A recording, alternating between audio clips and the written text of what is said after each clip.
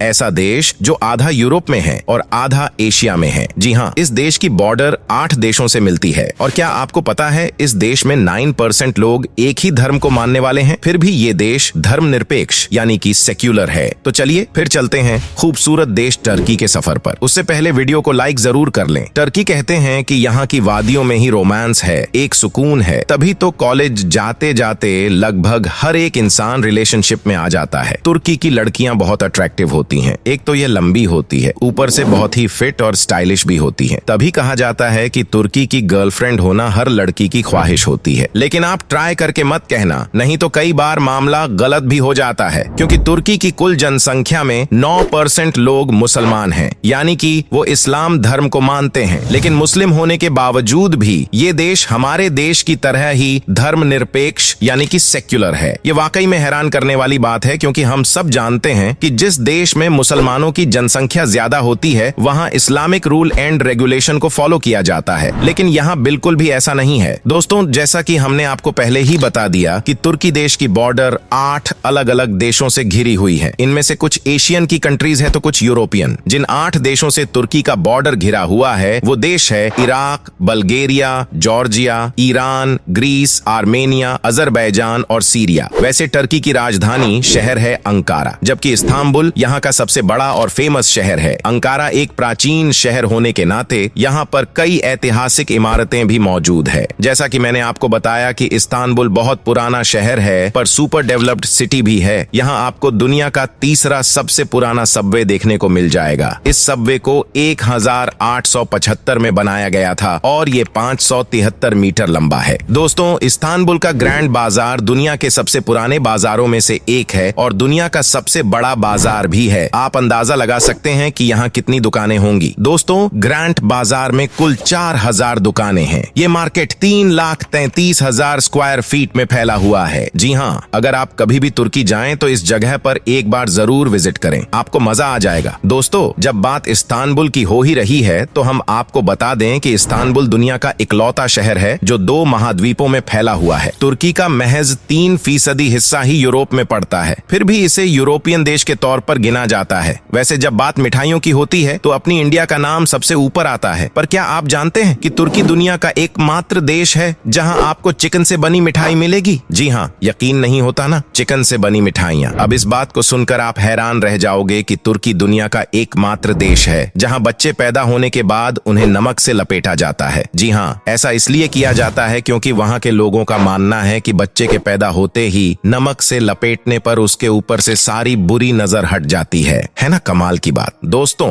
आपको हमने ये तो बता दिया कि तुर्की में 9% लोग इस्लाम धर्म को मानने वाले हैं, लेकिन अब ये भी जान लीजिए कि इस देश में लगभग 15,000 मस्जिद है, जिसे दुनिया के सबसे ज्यादा मस्जिदों वाली देश की सूची में गिना जाता है। तुर्की का इतिहास बहुत ही शानदार है। यहाँ एक से बढ़कर एक शहर हैं, तभी तो सैलानियों के लिए ये ड्रीम डेस्टिनेशन माना जाता है। क्या आप जानते हैं तुर्की दुनिया का 6ठा सबसे बड़ा पर्यटन स्थल है? यहाँ हर साल लाखों की संख्या में लोग घूमने आते हैं, तभी तो इस देश की इकोनॉमी बाहर से आए पर्यटकों पर बहुत हद तक डिपेंड करते हैं। दोस्तों, जिस देश में लाखों लोग घूमने के लिए आते हैं उस देश के लोग रोजगार के मामले में भी बेहतर तो होंगे ही, लेकिन आपको जानकर हैरानी होगी कि इस देश में सबसे ज्यादा लोग ट्रैवलर गाइड का काम करते हैं। जी हाँ, ये यहाँ का हॉट फेवरेट प्रोफेशन है। दोस्तों, आपको बता दूं कि अखरोट के उत्पादन के मामले में तुर्की दुनिया का सबसे बड़ा देश है। यहाँ से दुनिया की डिमांड का % अखरोट एक्सपोर्ट किया जाता है। तुर्की की इकोनॉमिकल कैपिटल सिटी इस्तांबुल में बनी रेलवे सुरंग लंदन रेलवे के बाद दुनिया में दूसरी सबसे पुरानी है। इस सुरंग में 2005 में काम करना शुरू कर दिया था। तभी तो कहा जाता है कि लाइफ में एक बार इस्तांबुल शहर जरूर जाना चाहिए।